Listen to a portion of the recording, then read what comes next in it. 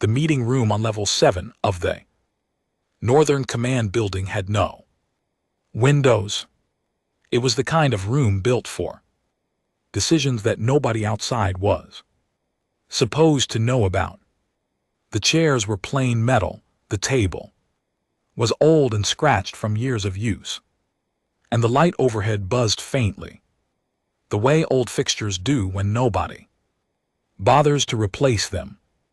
Colonel Aaron Drake stood at the front of that room and looked at the 6 people sitting across from him. They had all been pulled from other duties with almost no explanation, and most of them were not pleased about it. None of them had been told what the meeting was about. Aaron had made sure of that. He set a single folder on the table and left it closed. Admiral K. Larson sat at the far end. She was the only person in the room who had already read what was inside that folder. She had gone through it 3 full times. Over the course of a week, she had argued against it twice in private conversations with Aaron. Then she had signed off on it because she was a practical woman who understood that when every door has been shut in your face for long enough, you stop looking for doors and you start looking at walls. Aaron looked at the room and began to speak. He did not raise his voice. He did not try to be dramatic. He spoke the way someone speaks when they have already made peace with what they are about to say and no longer care very much about making other people comfortable with it. He started with the facts. Over the past 22 years, 14 human colony worlds had been struck by fleets belonging to 3 separate empires, the Kaith, the Esvari, and the Vorian. Over 11,000 civilians had been killed in those raids. Many more had lost their homes and everything they had built. Every formal complaint filed through the Galactic Council had been delayed, buried, or quietly ignored. Humanity had tried diplomacy. They had tried trade negotiations. They had tried legal filings and public appeals through every channel the Council offered, and none of it had changed anything because the 3 empires did not believe humanity was worth responding to. That was the problem, Aaron said. That was the whole problem. He opened the folder and slid 3 photographs across the table. The first showed Queen Velara of the Kath Empire, photographed at a formal ceremony. She was tall with pale, segmented skin and eyes that caught light in a way that seemed almost mechanical. And the second was Queen Isala of the Sivri throne, smaller, draped in layered ceremonial fabric, surrounded by attendants in matching colors. The third was Queen Dorisoth of the Vorian capital. She stood alone in the image, which said everything about her. Aaron gave the room a moment to look at the photographs, then he explained why they mattered. All 3 species shared something that most galactic analysts had noted but very few had studied carefully. Their command structures were not purely political, they were biological. The queens were not leaders in the way human leaders were leaders. They were the living center of their species' entire hierarchy, and every military officer, every fleet admiral, every soldier beneath them was wired at a level deeper than training or culture or personal loyalty to protect them. Above every other priority, if a queen was in danger, the chain of command did not simply respond, it collapsed inward. Fleets would stop dead, officers would freeze on existing orders, the entire military apparatus of the empire would redirect itself toward one single goal: recovering her. Aaron had spent 9 years building that understanding from the ground up. He looked at the room and told them what he intended to do with it. He was going to take all 3 queens on the same night at the same time, without any of the 3 empires knowing what was happening until it was already done. He was going to bring them aboard human vessels, keep them safe, treat them well, and then use their presence as the only real leverage humanity had ever held over a galaxy that had spent 2 decades refusing to listen, and the silence that followed lasted about 2 seconds. Then the room came apart, not loudly. These were disciplined people, and none of them raised their voices, but Greg Poole, the senior logistics officer, pressed both hands flat on the table and stared at Aaron like he had just suggested sailing a ship into a sun. Lieutenant Claire Moss shook her head before Aaron had even finished his sentence. 2 others started talking over each other in low, clipped voices, and a 4th man pushed back from the table, slightly, as if he needed physical distance from the idea. That is a simultaneous act of war against 3 empires, Greg said flatly. Yes, Aaron said, it is. We would be gone inside a week. Maybe, Aaron said. But think about where we are right now. 14 colonies raided, 11,000 people dead. For the Council has not acknowledged single complaint in 4 years. We are already in a war, Greg. We are just not fighting it yet. Kay spoke then for the first time since the meeting had started. She had not moved from her seat or changed her expression through any of it. She told the room that Aaron had spent nearly a decade building the intelligence behind this plan. She told them the biological data on the queens was solid and independently verified. She told them the location intelligence was current and the operational window Aaron had identified was real.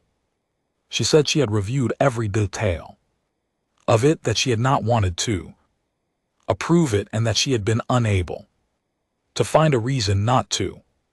The room quieted. Aaron walked them through the 3 extraction plans one at a time. For the Cath homeworld, Sergeant Nate Cole would lead a small ground team through the tunnel network beneath the Royal District, moving on copied biological signatures that would pass every sensor without triggering an alert. The Queen's personal guard rotated every 4 hours, and the gap between shifts was 11 minutes. That was enough.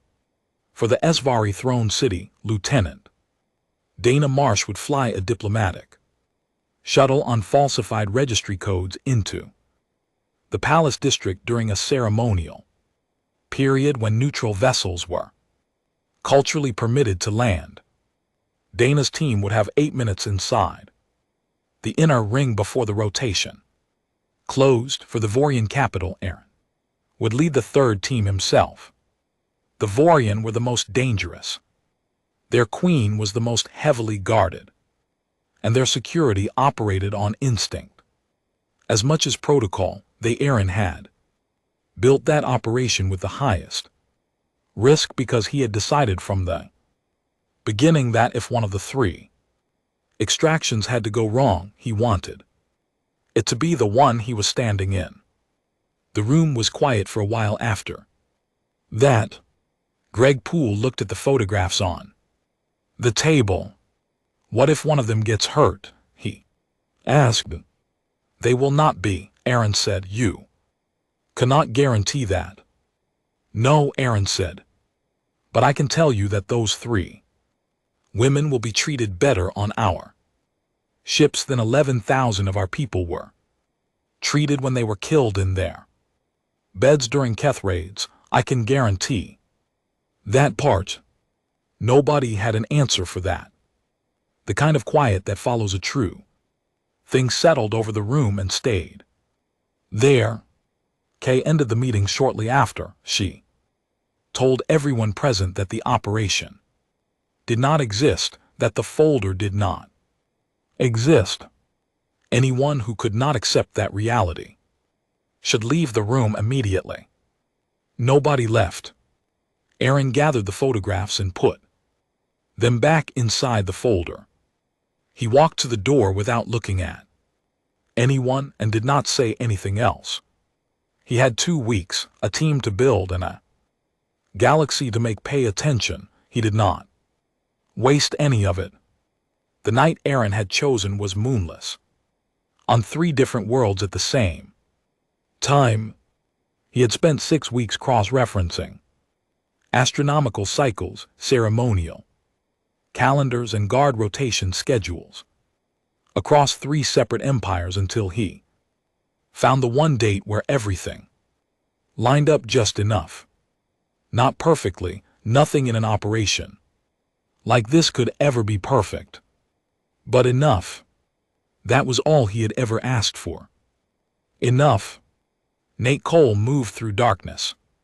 The tunnel beneath the Keth Royal District was not built for comfort. It was narrow and low and smelled of minerals and age, the kind of smell that belongs to places that have been sealed from the outside world for a very long time.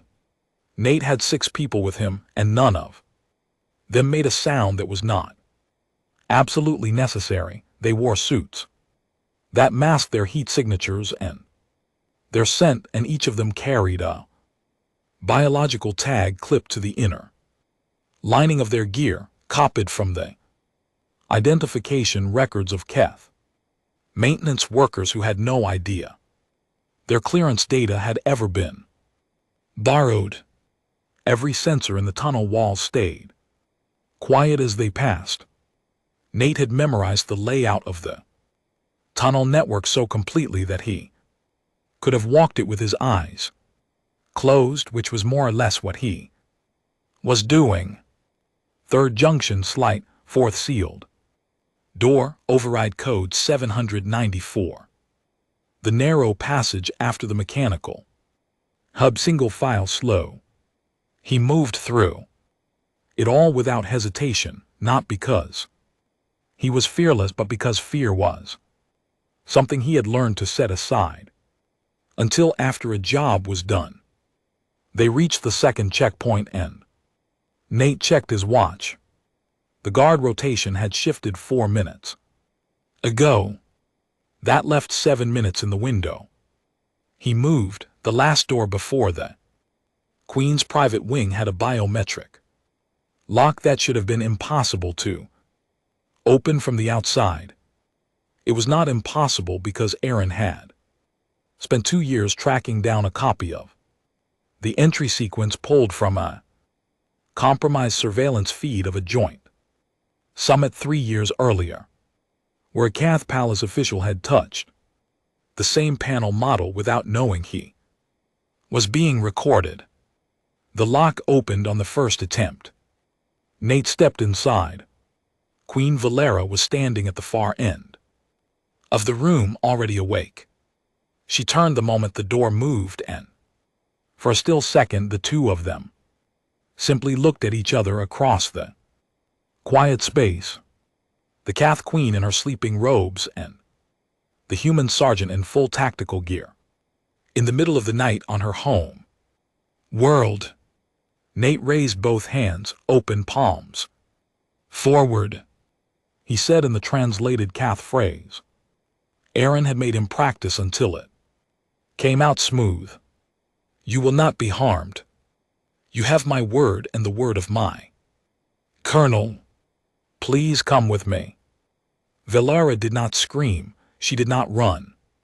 She looked at his hands, then at his face, and with an expression that was more calculating than afraid. Then she said something in Keth, and the small translation device on his wrist rendered it as, "You are very small to be doing something this large." Nate almost smiled. "Yes," he said. "I have been told that." Valera took one long look around her. room, at her things at the window, at whatever private life she was leaving behind in that moment. And then she walked toward him, and Nate Cole, sergeant of the Human Defense Command, led the Keth Queen out through the tunnels. In the dark, they were back aboard the ship with 3 minutes to spare. Dana Marsh landed the shuttle with the kind of casual precision that comes from 12 years of flying things that were not supposed to be where they were. The falsified registry codes had cleared the outer ring checkpoint without a single flag. The ceremonial landing period had given her a window she had timed down to 45-second margins. She never needed more than that. Her team of 4 moved through the outer palace district in long formal robes, sourced from a supply manifest that no longer existed in any record.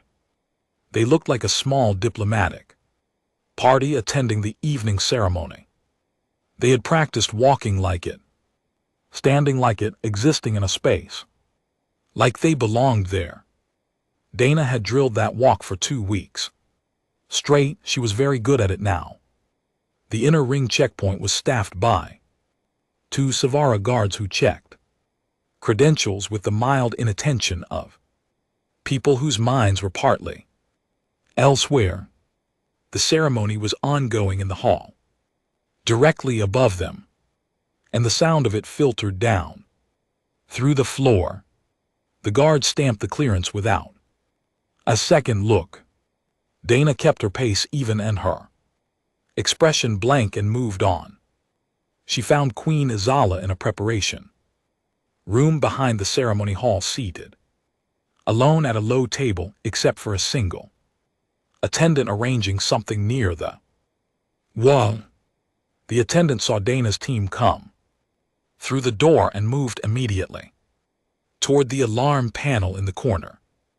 A quiet man on Dana's crew named Lyle Ford was already moving before the attendant reached it. He stepped between her and the panel and placed his hand gently but completely over hers and shook his head once. The attendant stopped. Dana crouched slightly to bring herself to eye level with Queen Izala. "We are not here to hurt anyone," she said. "Oh, the Queen will be treated with full respect the entire time. I need you to come with me now, and I need it to be quiet." Izala studied her with large pale eyes that did not blink the way human eyes did. "Why?" the Queen asked. Her translated galactic common was clean and unhurried. "Because your empire has been hurting our people for a long time," Dana said, "and nobody would listen to us, so now someone is going to listen." Izala held her gaze for a moment longer. Then she stood from the table, smooth her ceremonial robes with a careful hand, and walked toward the door as if she had simply decided to go for an evening walk. Dana exhaled very slowly through her nose and followed. They were back aboard the second vessel before the ceremony upstairs had finished. Aaron's operation was the loudest of the 3, but not by design. He had planned the Vorian extraction with the same care as the other 2, but the Vorian were different from the Keth and the Savari in a way that no amount of intelligence work could fully account for. Their royal security ran on instinct as much as protocol, and a young guard running an unscheduled patrol route came around a corner at exactly the wrong moment and came face to face with Aaron's team in a corridor they were not supposed to be in. The guard went for his weapon. The firefight lasted 40 seconds. Aaron's team had the advantage of surprise, better close quarters training, and the particular focus of people who know that a single mistake will end not just the mission but the entire plan. No one on the human side was killed, 2. Vorian guards were hit and went down, and Aaron's medic was over them within seconds because Aaron had been extremely specific about that before the team had ever left the ship. If anyone goes down, you treat them, regardless of which side they are on. He did not explain the order. He did not need to. Queen Dorissa was standing on a raised platform at the center of a formal ceremony when Aaron came through the main doors. She was surrounded by the senior officers of the Vorian Empire, all of them in full dress, and the hall was full of people. The ceremony stopped the instant Aaron's team walked in. Every head turned. The silence was the loudest thing Aaron had heard all night. He walked straight to the base of the platform without slowing and stopped there and looked up at the Queen. "I am Colonel Aaron Drake of the Human Defense Command," he said. She clearly and without any performance in his voice. "Your guards in the East Corridor are secured and being treated for their injuries. No one has been killed. I need you to come with me." Queen Derazeth looked down at him with an expression that had fury in it and something colder behind the fury, the particular calculation that takes over when a person realizes that emotion is not the most useful tool they have right now. "You know what you have done," she said. "Yes," Aaron said. "And you still came here." "Yes," he said again. She held his gaze for a long moment. Then she came down from the platform, herself, without being prompted, without being touched. She had pride, and she understood that resisting in that room, in front of her own people, would cost her more dignity than walking out on her own terms.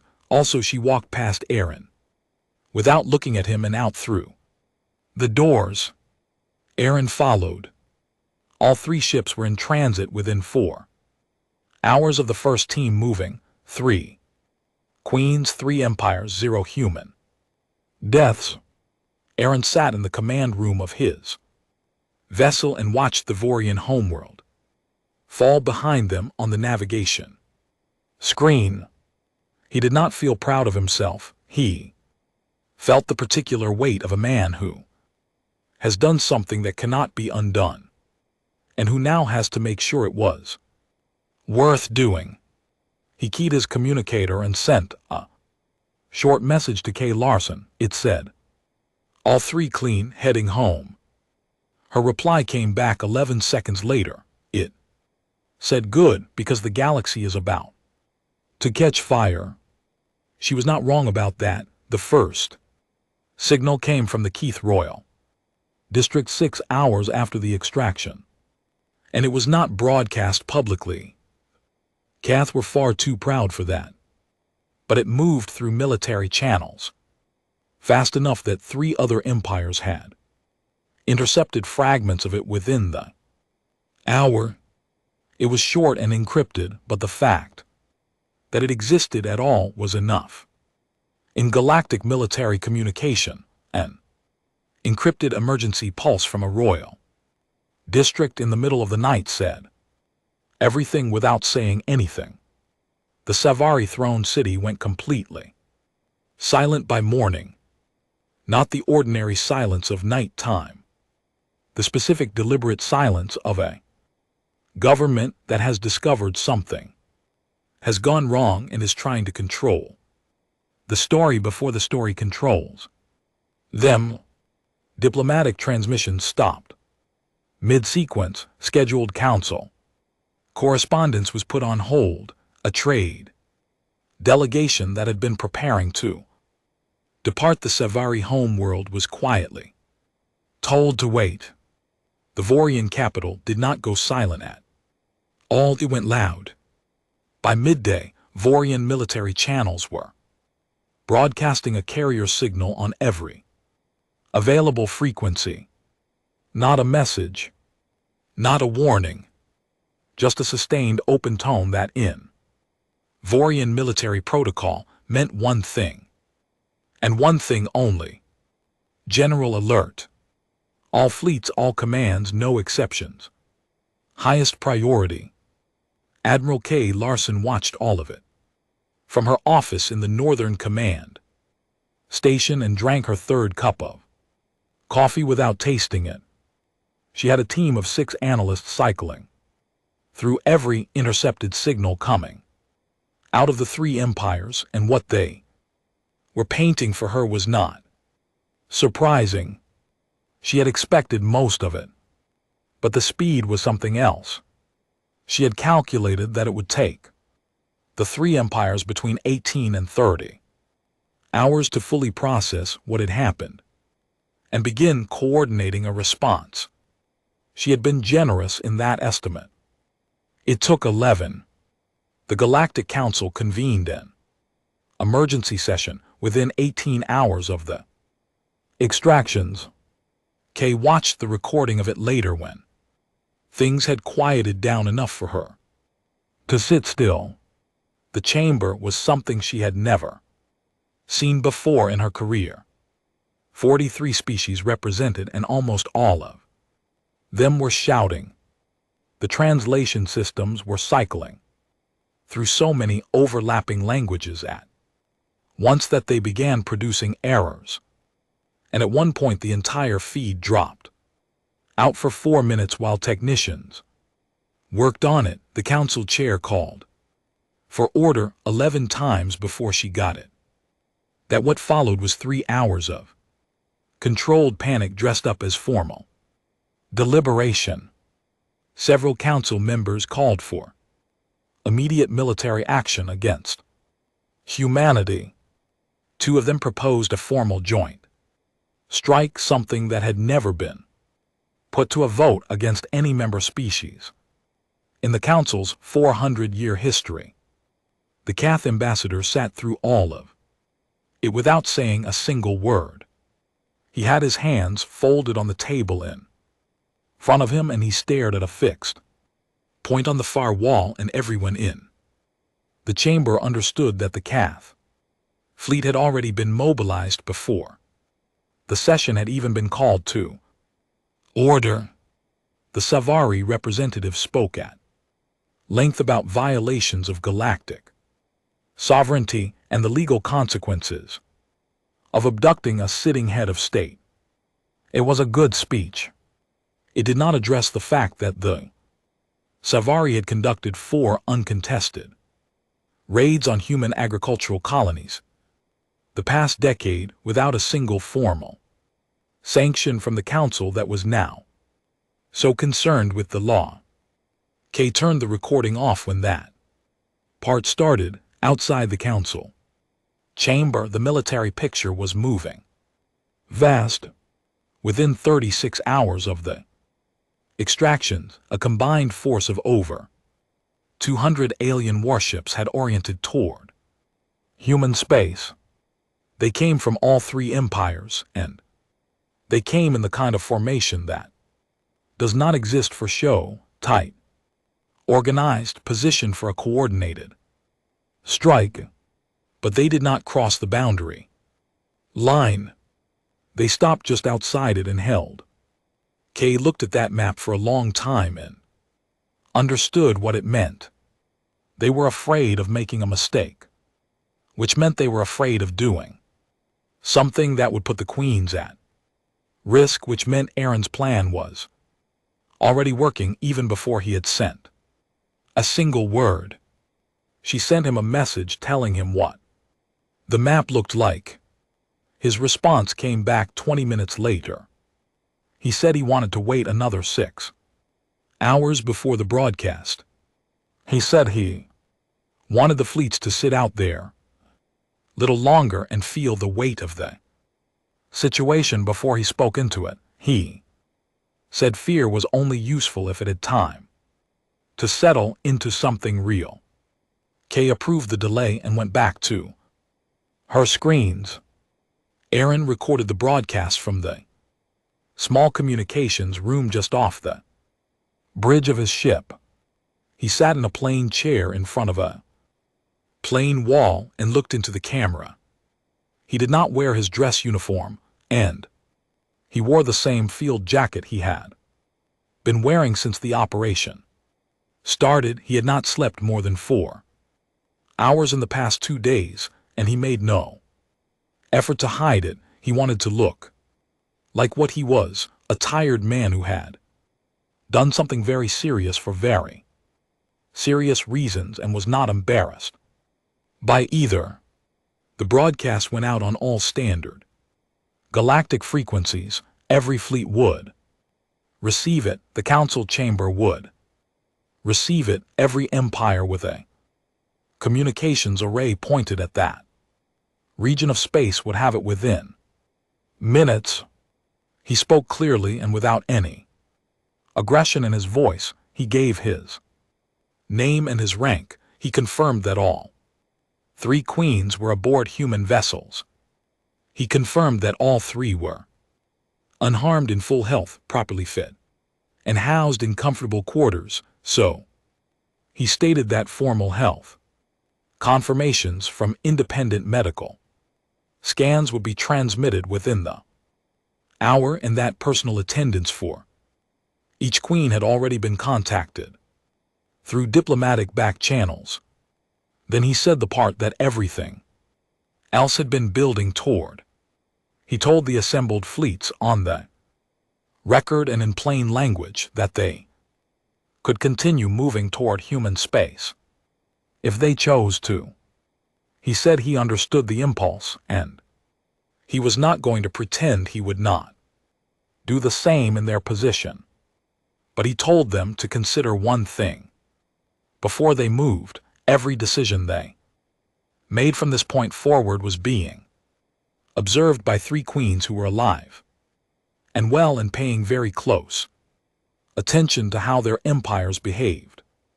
When those queens eventually went home, and he was clear that they would go home, they would know exactly which admirals had pushed toward a confrontation and which had chosen patience. He said it the way someone reads a fact from a report. No emphasis, no threat in his tone. Then he said one more thing, and this was the part that he had rewritten 6 times before he settled on the version he wanted. He said that humanity had filed 14 formal complaints with the Galactic Council over 22 years. He said that 11,000 civilians had died in raids that the Council had never condemned, never investigated, and never held anyone responsible for.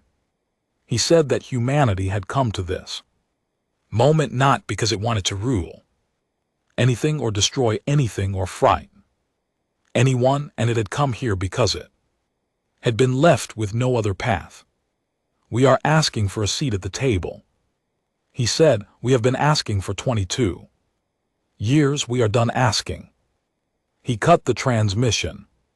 The 200 ships on the edge of human space did not move. They sat there for the next 2 days, holding position while the empires behind them argued with each other through encrypted channels about what to do next. The Vorian wanted to push. The Keith military was still waiting on orders from a chain of command that had seized up the moment the Queen's absence was confirmed. The Siviri sent 3 separate messages to the Human Defense Command that were worded like demands but read like questions. Kay handled all of them. She kept the responses simple, polite, and completely non-committal. She acknowledged receipt of each message. She confirmed the Queen's safety each time. She offered medical confirmation. Documents on request. She gave nothing else. Back on Earth, the public still had no idea any of this had happened. Kay had kept the entire operation out of civilian networks, and the people who knew were few enough that the silence held. She was aware that it would not hold forever, and she had a communication plan ready for when it broke. But she wanted the situation to be stable before that happened. She was still working on stable. On the third day, a new message came in. It was not from any of the three empires. It was from Envoy Kale of the Siviri Diplomatic Corps, one of the oldest and most senior diplomats the Galactic Council had on its active roster, and the message was brief and made no mention of what had happened. It simply asked if humanity would be willing to receive a council delegation. Kay read the message twice. Then she walked to the window of her office and looked out at the dark and thought about the fact that the Galactic Council, an institution that had existed for 400 years and had never in that time traveled to anyone, was now asking permission to come to them. She sent the reply herself. It said yes, the quarters Aaron had arranged for the queens were not cells. That had been one of his earliest and most deliberate choices when planning the operation. Made months before the first team ever moved, he had pulled the best available rooms on each of the three vessels, the kind normally reserved for senior officers on long, deep space deployments. Each queen had a private space with a bed adjusted to fit her biology, lighting recalibrated to match the spectrum of her home world, and food synthesized as closely as the ship's systems could manage to what she was used to. The doors were not locked. That detail surprised all three of them, each in her own time. Velara discovered it on the second day. She had spent the first day sitting in her quarters, saying very little, watching the room as if she was still deciding what kind of place it was. On the second morning, she tried the door and it opened, and there was no one standing on the other side of it. She stepped into the corridor. A young crew member named Pete Carver was walking past at that exact moment, heading to the engine section at the end of his shift. He stopped when he saw her, surprised, but not alarmed, and they looked at each other for a brief moment in the plane corridor light. Pete nodded once, said, "Ma'am," and kept walking. Velara stood in the open corridor for a while after he disappeared around the corner. In the Kaith Empire, the protocol for being in proximity to the queen without being summoned was formal and rigid, and violating it carried real consequences. Pete had not known he violating anything. He had seen someone in a hallway, acknowledged her, and gone on with his day. The ease of it, the complete absence of ceremony, was something she did not have a word for in her own language. She began spending time in the common areas of the ship. Nobody told her she could, nobody told her she could not. She simply walked there. Now then, the crew moved around her the way people move around anyone who is quietly present in a shared space. She found a corner of the crew mess that suited her and sat in it and watched. She watched them eat their meals together, 3 or 4 at a table, talking over each other and then listening when someone had something worth hearing. She watched 2 engineers argue loudly about a maintenance decision, then walk out of the mess together, laughing about something else entirely. She watched a very young crew member sit alone in the corner closest to the wall, staring at something on a small screen. And she watched another crew member, someone older, clearly senior, come and sit down next to him without being asked, without saying anything for a while, just being there. In the Kaith Empire, strength was demonstrated through distance. The more powerful you were, the less you needed from other people. These humans seem to work the other way around. On the third morning, a crew member named Troy Bates walked past her corner of the mess and set down a small cup of something warm beside her without stopping or making any gesture of ceremony about it. He just placed it there and went back to his own table. She looked at the cup, then at him. He was already talking to someone else. She drank it slowly and watched the room, and thought about things she had been very certain of until recently. Dana Marsh was the one who spent the most time with Queen Isala. Part of it was practical. As the ranking officer on the second vessel, it was her responsibility. But part of it was something else that she could not have fully explained. Isala was curious in a way that made her hard to ignore. She asked questions about everything, not just the large things but the small ones, and she asked them with a genuine attention that made Dana feel like each answer was actually being considered. She wanted to know why the ship's crew played music through the speakers during the late shift when the corridors were quieter. She wanted to know what the photographs pinned to the board near the mess door were for. They are pictures of people's families, Dana told her. Isala looked at the board for a moment. They carry images of people who are not here. Yes. Why? Dana thought about it the way you think about something you have always known, but never tried to put into words. So they remember what they are working toward, I suppose. Isala was quiet. Then she asked the question she had been circling around. Your people value individual lives very deeply, she said. You carry the faces of the people you love across space with you. You fight to protect them, and yet your species has a long history of war. How do you hold those two things in the same place? Dana leaned back and looked at the board. Because for a long time, she said, we never had anyone willing to protect us. So we had to learn to do it ourselves. And a long time ago for us, that meant fighting. It still sometimes means fighting. But it has always meant something else, too. It meant that every person who went out to fight knew exactly who they were going home to. That was what they were doing it for.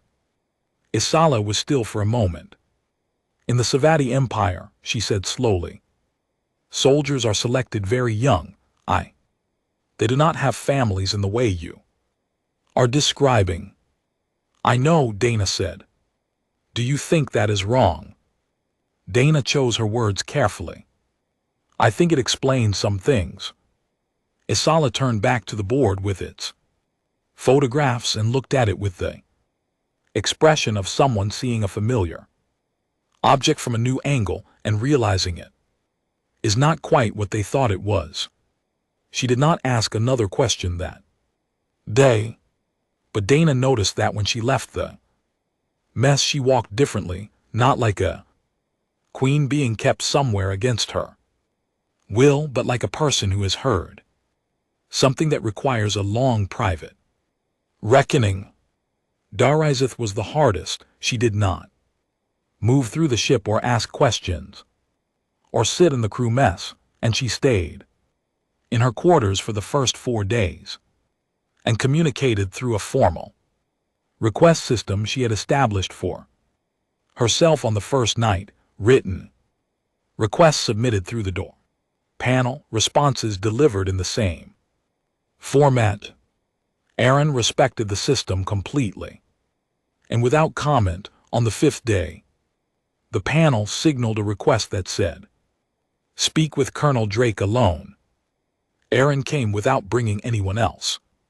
He sat across from her in her quarters, and she looked at him the way a person looks at a problem they have been working on in private for several days, and have not yet solved.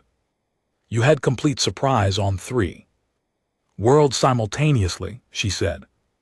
My personal guard was better armed than your team, and they still lost. You were standing in the center of a state ceremony with a full military escort in the room. You could have killed me in front of all of them. You did not. No, Aaron said. Explain that to me. Killing you would not have helped anyone. It would have sent a message to every empire in the galaxy. We did not need to send a message about what we are capable of, Aaron said. We needed to send a message about what we want. Durasith watched him. What do you want? She asked. To be left alone, he said. To have our colonies protected, to have a seat in the room where decisions are made about our lives. That is everything. That is the whole list. You could have come to the council with those demands. We came to the council for 22 years. Aaron said. He said it without anger, which was the part that was difficult to answer.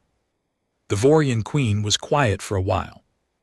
Why did you not kill us? She asked again, and this time it was a different question from the first. It was not tactical. It was not about military logic or political leverage. It was something more plain than that. Genuine question from one person to another. Aaron looked at her. Because we are not trying to rule the galaxy, he said. We are trying to live in it. Durasith said nothing after that. But something changed in her, very slowly, in the way that deep things change, not in a single visible moment, but in the texture of her silence. She was still proud. She was still the queen of the Vorian Empire, but she was sitting differently, as if some internal arrangement had shifted. Aaron stood and walked to the door. Whenever you are ready to talk more, he said. My door is open too. He left it at that. And then he did not push her. He did not need to. She asked to see him again the following morning, and they sat together for 2 hours, and by the end of it they were not quite enemies anymore. It was not friendship. It was something more careful than that. 2 people from opposite sides of a very serious situation who had found, to their mutual surprise, that the other one was worth talking to. That was enough for now.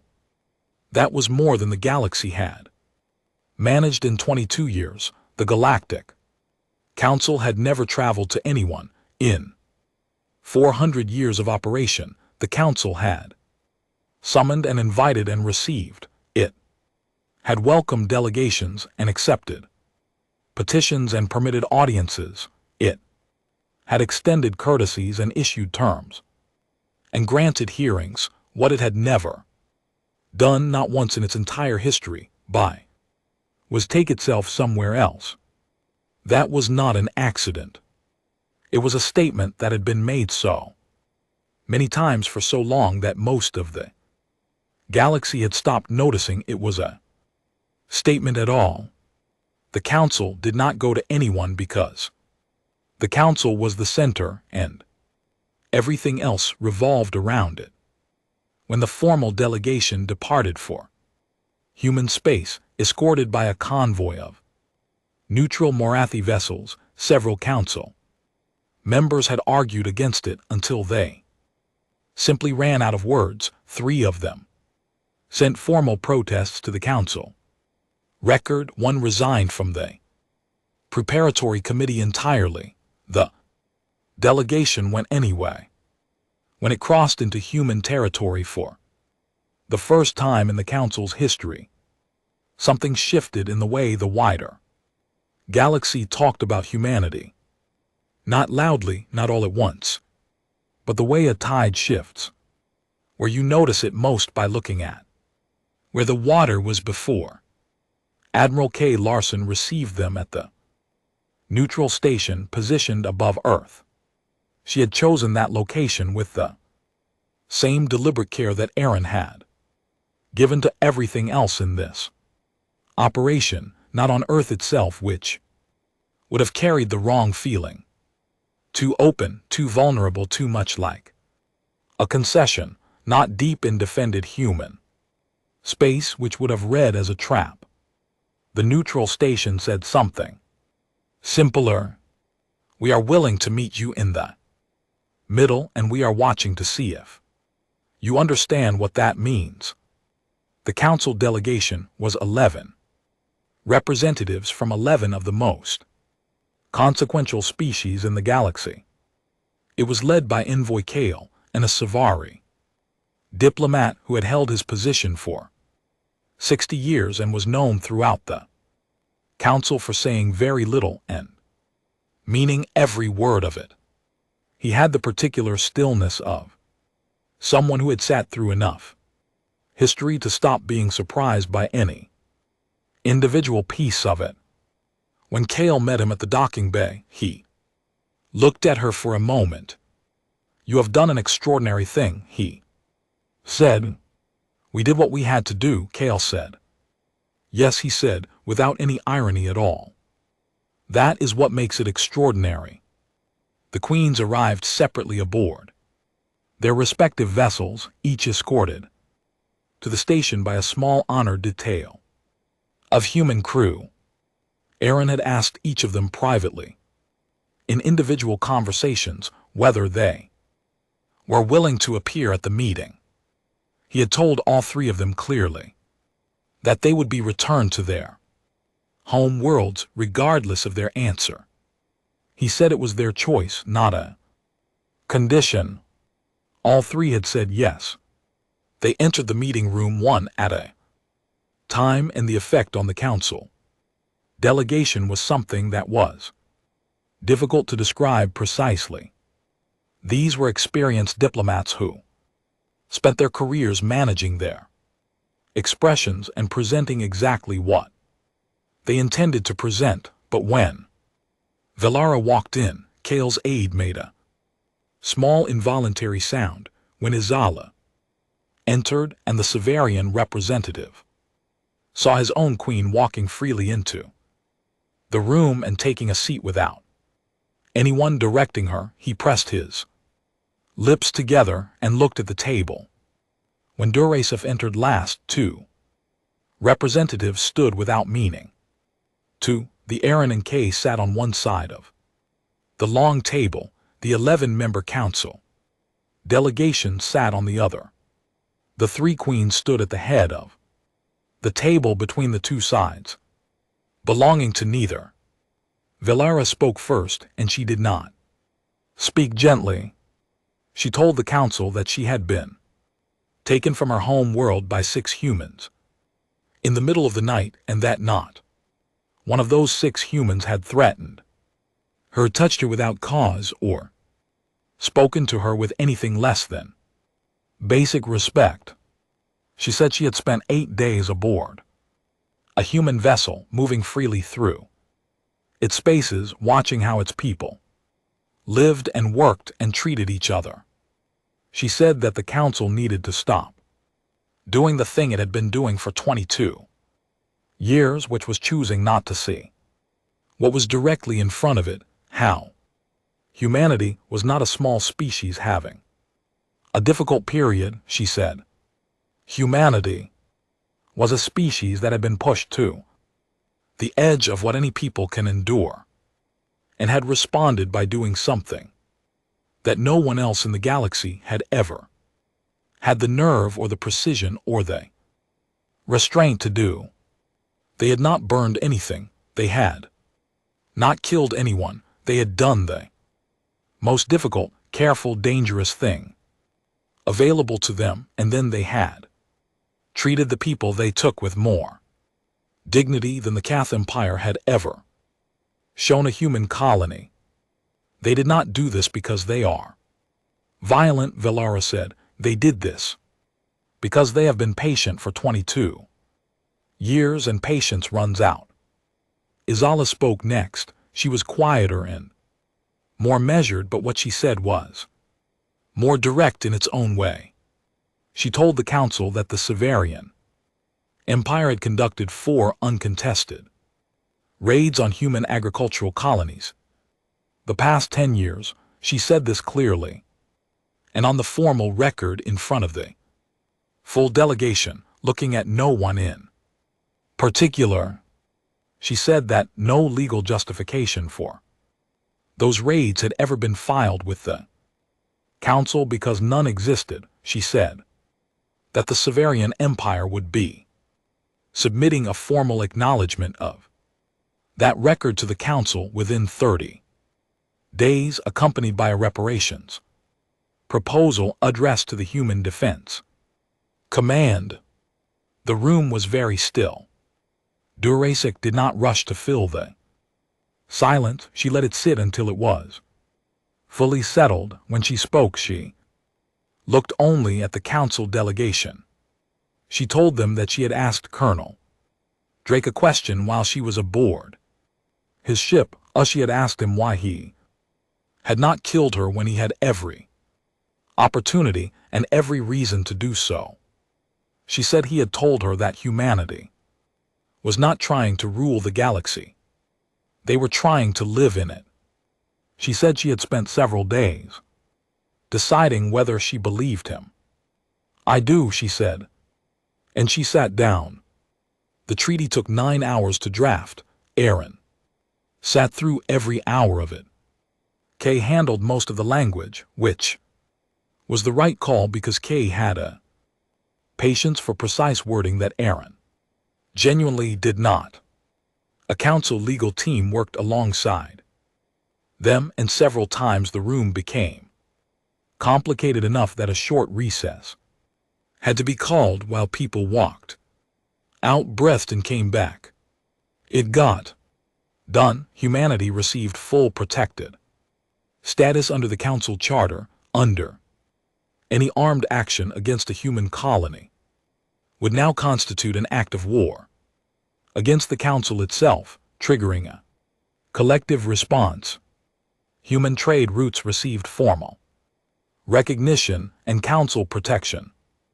Reparations processes for the 14 raided colonies were written into the agreement as a required action item, not a recommendation, and humanity was given a permanent seat on the Galactic Council effective the moment the document was signed with full speaking and voting rights. Aaron signed his name at the bottom. He did not feel triumphant. He did not feel the sharp high feeling he had expected when he had imagined this moment during all the years of planning. What he felt was something quieter and heavier, the feeling of a weight that has been carried so long that the body has forgotten it was ever not there. And then the weight is set down and the body does not know quite how to stand without it. Kay signed beneath his name. Kale signed for the council. Valara, Izala, and Durasith pressed their formal seals to the document in sequence. It was done. 3 weeks later, Aaron was back in the Northern Command building, sitting in the same briefing room on level 7, where the whole plan had started. The lights still buzzed, the table still had the same scratches. He was working through administrative paperwork, the kind that follows a classified operation. Regardless of how well or badly the operation went, when his communicator lit up, the message was from the Keth Empire. It carried a formal diplomatic header and the royal seal. It was addressed to him by name. He read it. It thanked him in careful formal language and for the treatment Vel-Ara had received during her time aboard his ship. It extended an open invitation for him to visit the Kath homeworld as a recognized diplomatic guest. It noted that Vel Ara had reviewed the preliminary treaty language and found it acceptable. Then, at the very bottom of the message, separated from the formal section by a space and written in a smaller, plainer script that was clearly not produced by any diplomatic office, were 4 words. In translated Galactic Common, "You were very small." Aaron read those 4 words twice. Then, he put the communicator down on the scratched old table and sat in the buzzing light of that windowless room. And for the first time in longer than he could easily remember, he smiled. The galaxy had not surrendered to human firepower. It had not surrendered to the size of the human fleet or the reach of the human military or the volume of human threats. It had surrendered to the one thing none of the empires had ever prepared for, a species that had been underestimated for so long that it had learned to do the impossible, and then when the impossible was done, had chosen to be kind. That was the part they had never seen coming. That was always the part they never saw coming.